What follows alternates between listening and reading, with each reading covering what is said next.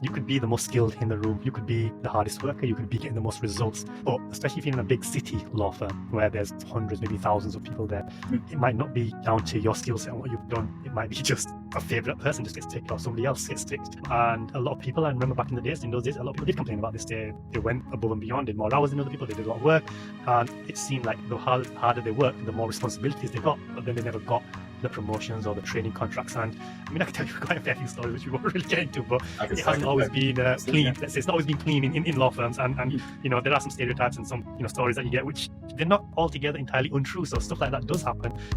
You know, maybe some relationships with partners that shouldn't be there, that kind of thing. So how would you say, from a realistic, practical perspective, is it enough to be the hardest worker in the room, to be the most disciplined, to be the most result oriented, or do you need to go a different road maybe?